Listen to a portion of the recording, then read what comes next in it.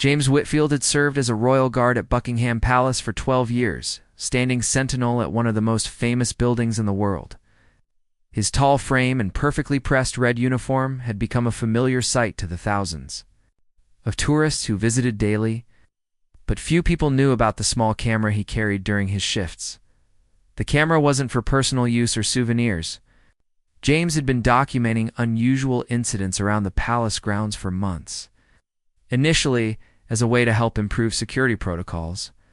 What started as a simple record-keeping exercise had gradually revealed patterns that troubled him deeply. On this particular morning in late October, James was positioned at the main entrance when he noticed something that made his heart sink. An elderly woman, probably in her 70s, was standing at the palace gates with a small bouquet of flowers. She wasn't unusual in herself. Many people brought flowers to pay respects or show appreciation for the royal family. What caught James's attention was that this was the same woman he had seen every day for the past 3 weeks. The woman was thin and frail, wearing a faded blue coat that had seen better days. Her gray hair was neatly combed, and despite her worn appearance, she carried herself with quiet dignity. Each day, she would arrive at exactly 9:30 in the morning, stand at the gates for precisely 1 hour, and then leave without speaking to anyone. James had initially assumed she was simply a devoted royalist, paying her respects. But her daily routine and the increasing frailty he observed in her movements began to worry him. Today he noticed she was leaning heavily against the gateposts. Her hands were shaking as she held the small bunch of daisies. During his break, James approached the woman gently. "Good morning, ma'am. I've noticed you here quite often. Is there anything I can help you with?" The elderly woman looked up at him with tired but kind eyes. "Oh, hello, dear. I'm Margaret Thompson. I come here every day, too." "Well, it might sound silly to someone like you." James smiled warmly. "Nothing sounds silly to me, Mrs. Thompson. I'm here to help people, and I'd like to understand what brings you here every day." Margaret's eyes filled with tears as she clutched her flowers more tightly. "My grandson, Tommy, was killed in Afghanistan 2 years ago. He was a soldier, you see. Before he left for his final deployment, he told me that if anything happened to him, he wanted me to bring flowers to the palace because the Queen represents everything he was fighting to protect." James felt a lump form in his throat. He'd seen many emotional moments during his time as a guard, but something about Margaret's quiet devotion touched him deeply. "That's a beautiful way to honor his memory, Mrs. Thompson." Margaret nodded, wiping away a tear. Tommy was only 22 years old.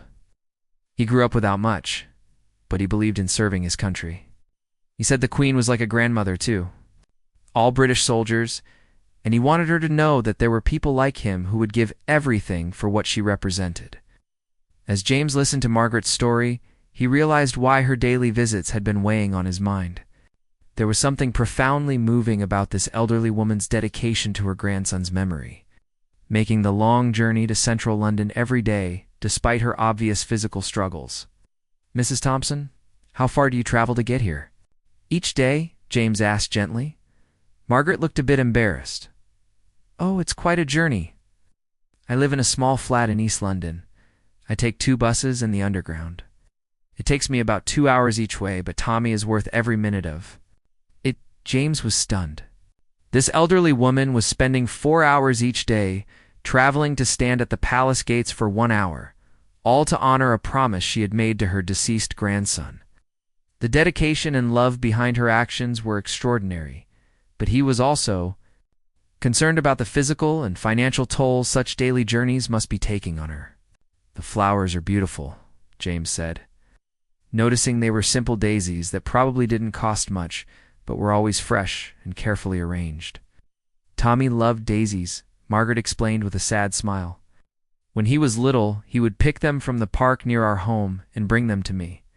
I buy them from the same flower seller every morning before I come here. She gives me a discount because she knows they're for Tommy." As James watched Margaret place her flowers near the gate and bowed her head in a moment of silent prayer, he knew he was witnessing something special. This wasn't just grief or routine, it was pure love translated into action, promise kept against all odds. When Margaret finished her daily ritual and began to slowly walk away, James made a decision.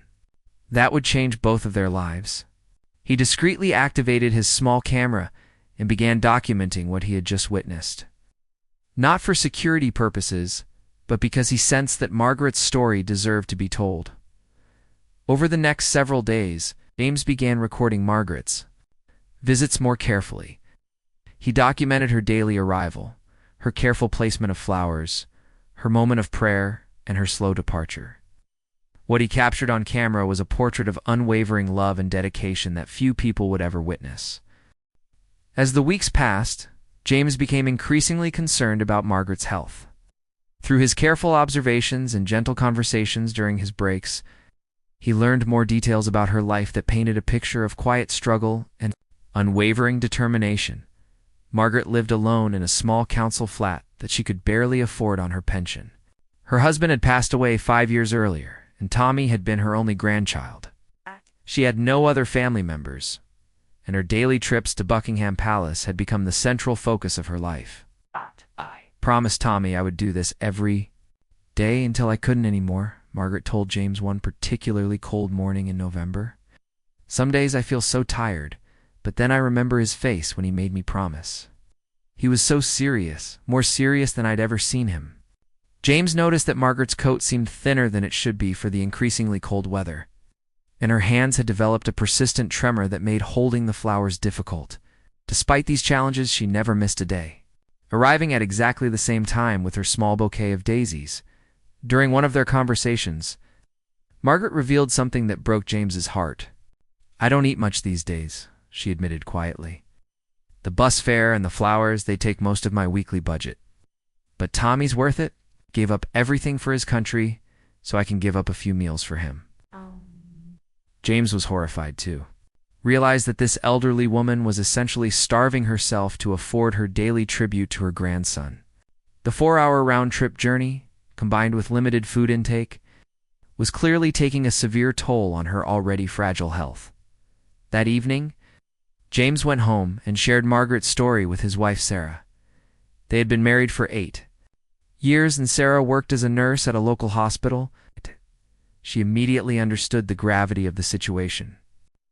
"James, this woman is slowly killing herself out of love and grief," Sarah said, tears in her eyes after hearing the full story.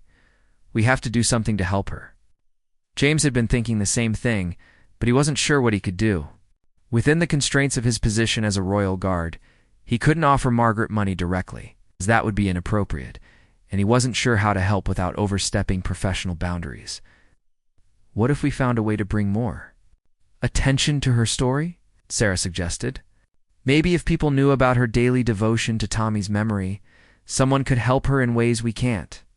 James had been discreetly filming Margaret's daily visits for weeks, capturing the quiet dignity of her routine and the visible toll it was taking on her health. The footage showed a woman driven by love and duty, maintaining a promise to her deceased grandson despite obvious personal hardship. The next day, James made a decision that would require careful consideration of his professional duties. His lunch break, he approached his supervising officer, Captain Williams, with Margaret's story. "Sir, I've been observing a situation that I believe deserves special attention," James began carefully. "There's an elderly woman who has been coming to the palace gates daily for months, and I'm concerned about her welfare." Captain Williams listened intently as James explained Margaret's story, her daily routine, and his growing concerns about her health and financial situation. The captain was known for his compassion as well as his adherence to protocol, and James hoped he would understand the unique nature of the situation. "This woman's dedication is extraordinary," Captain Williams said after hearing the full story. "Her grandson died serving our country, and she's honoring his memory in the most personal way possible. What do you think we should do?" James pulled out his camera. "I've been documenting her visits with her permission. The footage shows something remarkable, a level of devotion and sacrifice that I think people need to see. Maybe if we could share her story appropriately, someone could help her without compromising her dignity." Captain Williams reviewed some of James's footage on the small camera screen. What he saw moved him deeply: an elderly woman's daily pilgrimage of love, carried out regardless of whether health or personal cost. James, this is exactly the kind of story that reminds us why we serve, Captain Williams said quietly. Let me speak with some people about how we might be able to help Margaret while respecting both her privacy and our protocols. That afternoon, James watched Margaret complete her daily ritual with new hope. He had documented her story carefully and compassionately, and now others were aware of her situation. Whatever happened next, he knew that Margaret's remarkable devotion to Tommy's memory deserved recognition and support. Captain Williams took Margaret's story directly to the palace's senior staff, including the private secretary's office. The response was immediate and deeply moving.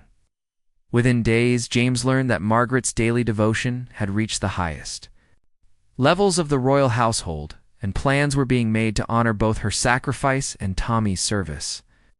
"James, what you've documented is extraordinary," Captain Williams told him during a private meeting. "The palace staff have reviewed your footage, and they're as moved as we are by this woman's dedication. They want to do something special for her." James felt a mixture of excitement and nervousness. He had hoped to help Margaret, but he hadn't expected her story to reach such high levels within the palace hierarchy.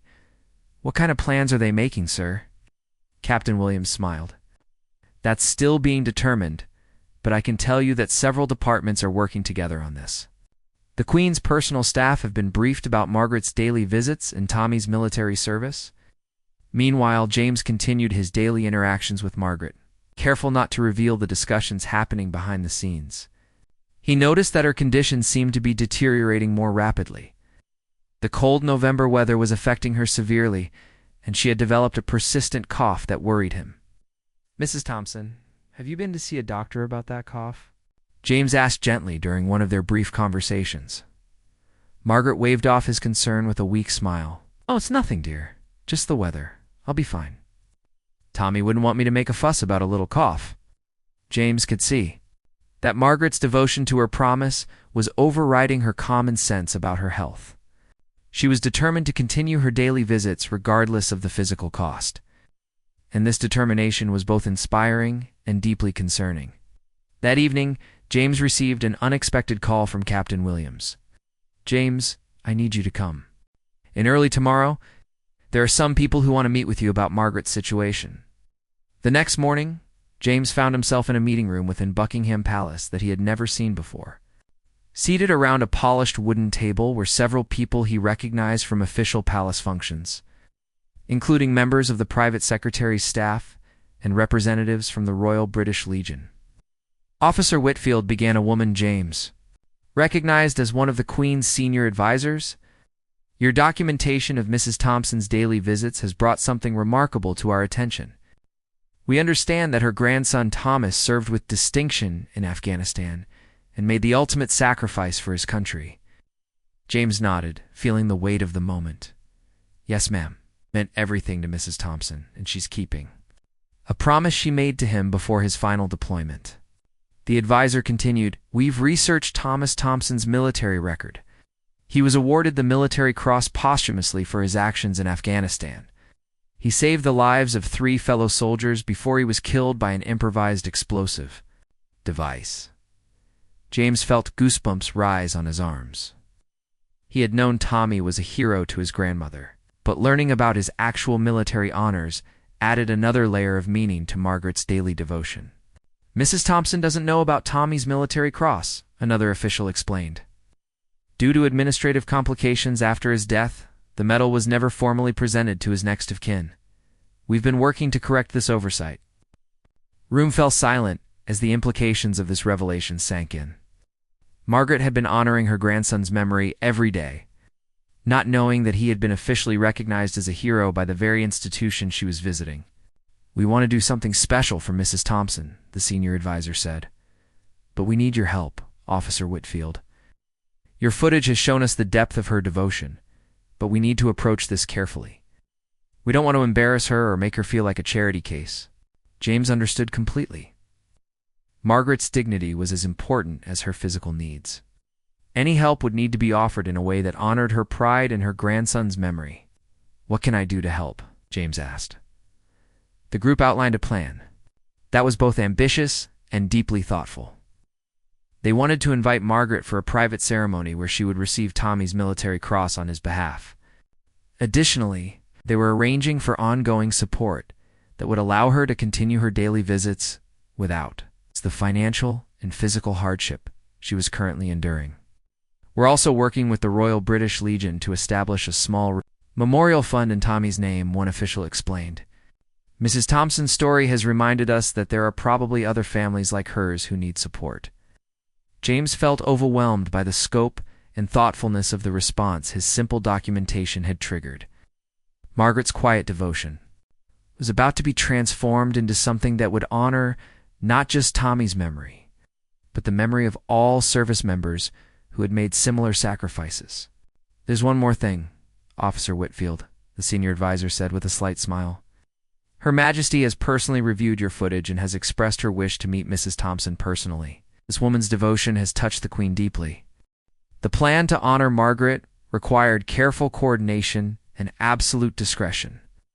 James was asked to play a crucial role in ensuring Margaret would be present for what the palace staff were calling a special recognition ceremony.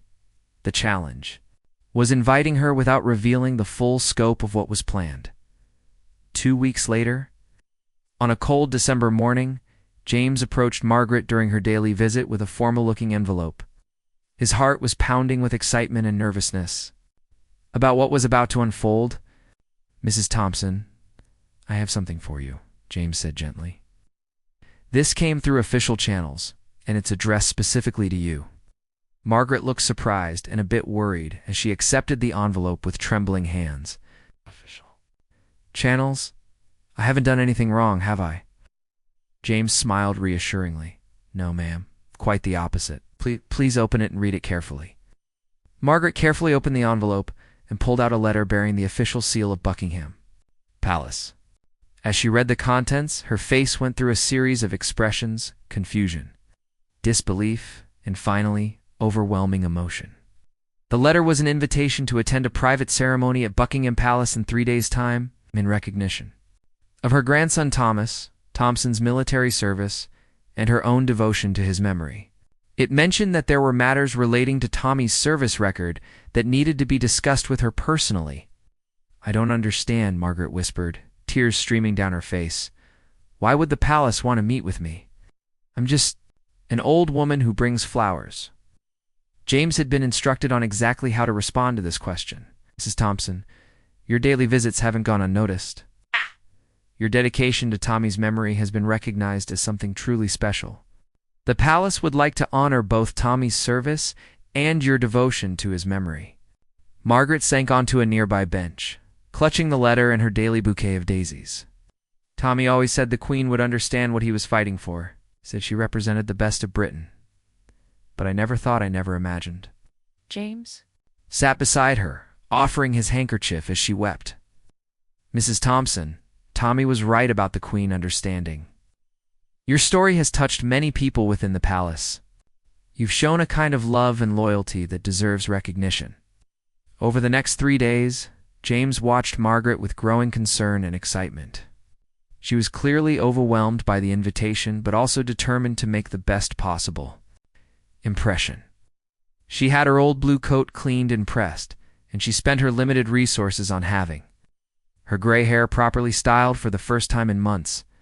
On the morning of the ceremony, James was granted special permission to escort Margaret to the palace's private entrance. He had arranged for a car to collect her from her flat, ensuring she wouldn't have to make the exhausting journey by public transport on such an important day.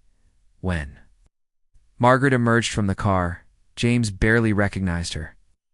Despite her obvious nervousness, there was a dignity and pride in her bearing that he had never seen before.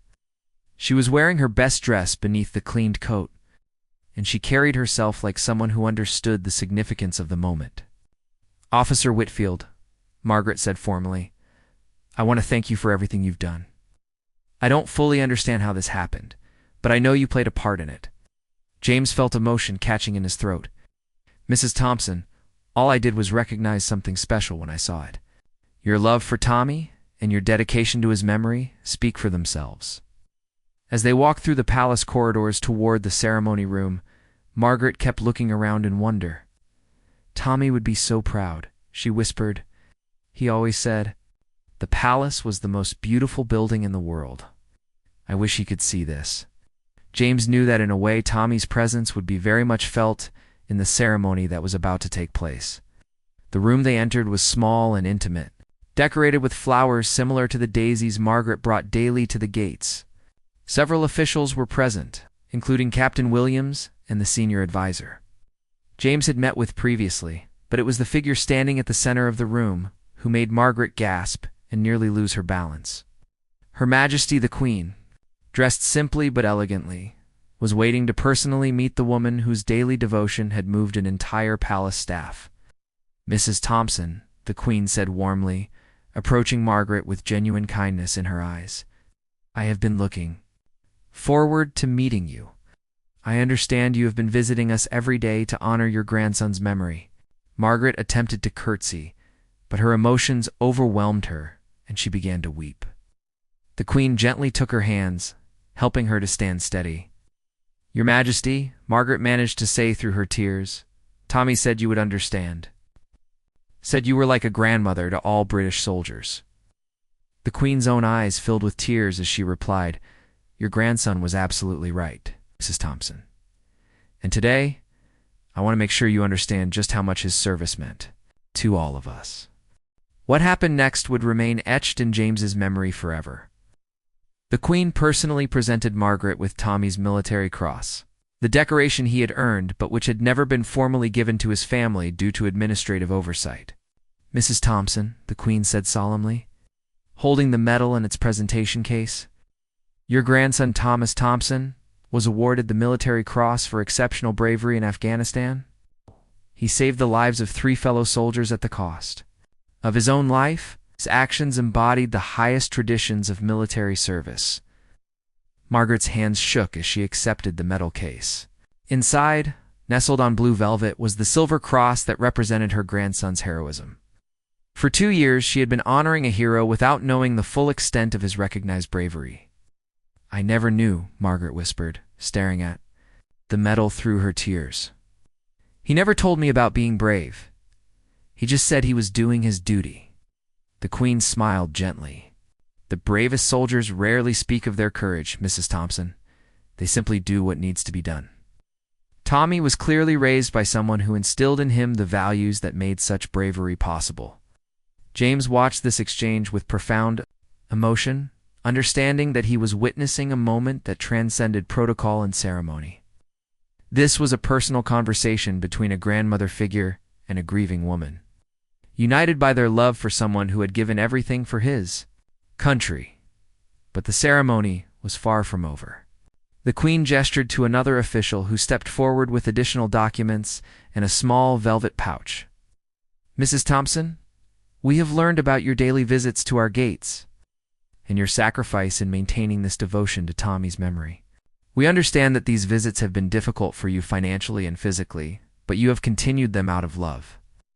Margaret looked confused, glancing between the Queen and the official. Your Majesty, I promised Tommy I would do it. I couldn't break a promise to him.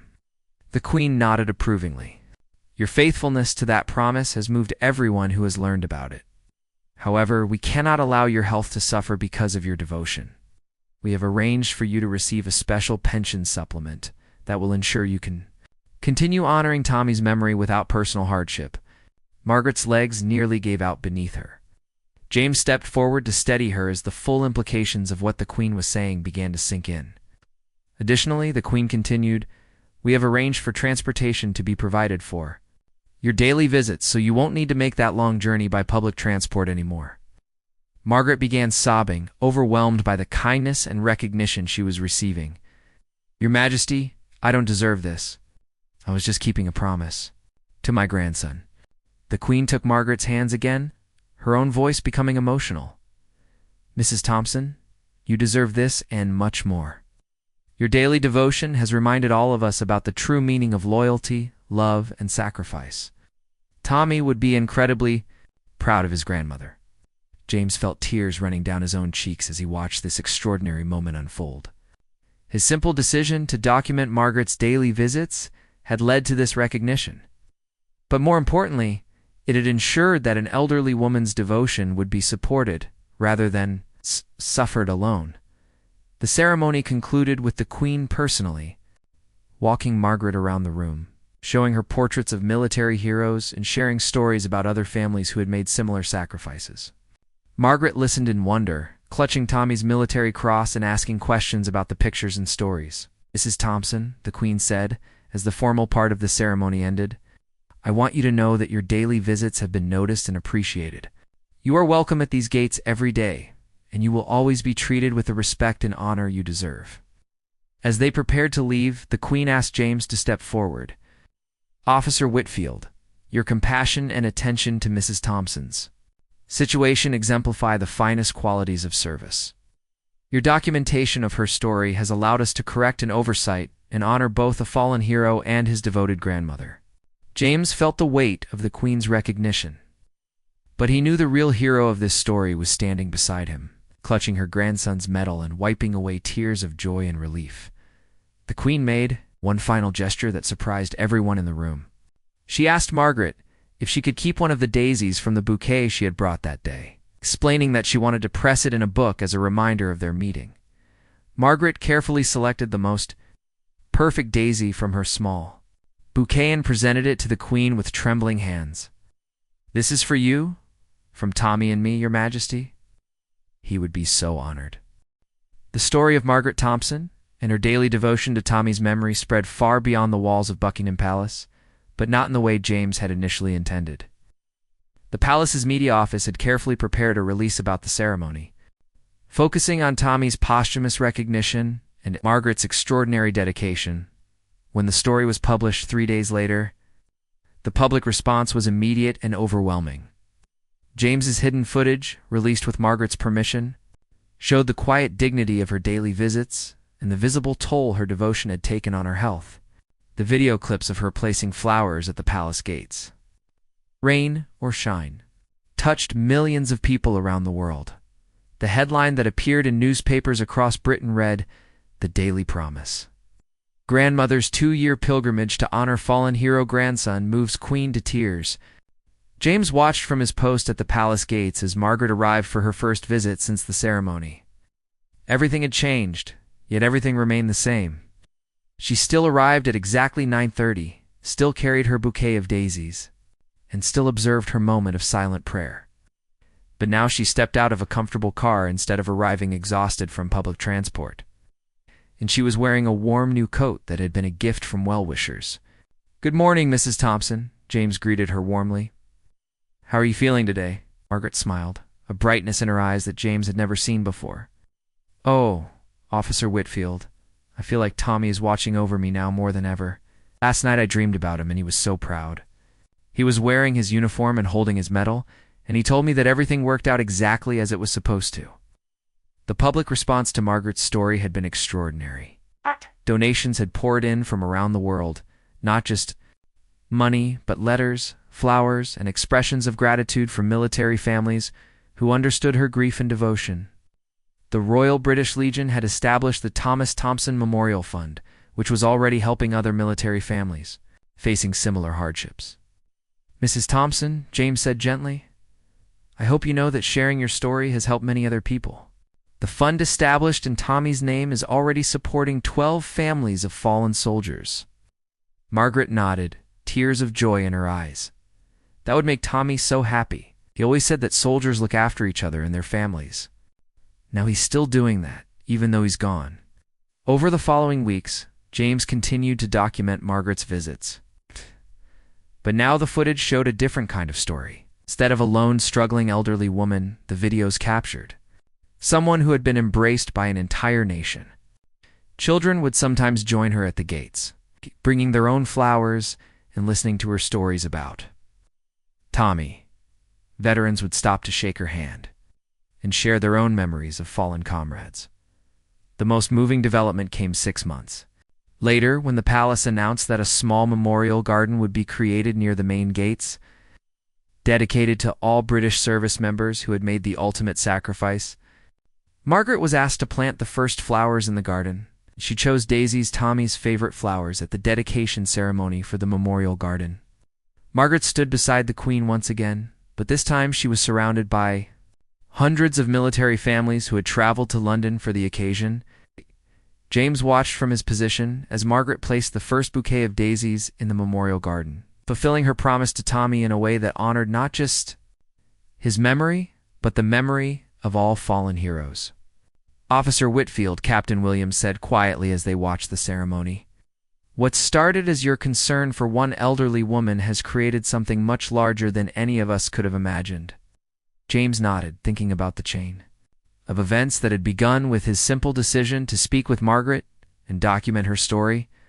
"Sometimes the smallest acts of kindness can create the biggest changes," he replied. Margaret's story had indeed left millions heartbroken, but not in a way that brought despair. Instead, it had broken hearts open to compassion, understanding, and the recognition that love and devotion come in many forms. Her daily promise to Tommy had become a symbol of unwavering loyalty that transcended individual grief and became a source of inspiration for an entire nation. Years later, James would still be stationed at Buckingham Palace, and Margaret would still arrive each day at 9:30 with her daisies. But now her visits were celebrated rather than solitary, supported rather than sacrificial. The mystery James had uncovered through his hidden camera had revealed not just one woman's remarkable devotion, but the power of recognizing and honoring the extraordinary love that exists in ordinary people. Tommy's military cross was displayed proudly in Margaret's flat, but his real memorial lived in the hearts of everyone who had been touched by his grandmother's story. The hidden footage that had started as simple documentation had become a testament to the truth that love, when witnessed and supported, can transform not just individual lives, but entire communities. Margaret's daily promise to Tommy had been kept in ways she never could have imagined, creating a legacy that honored not just one fallen soldier, but all those who serve and sacrifice for others.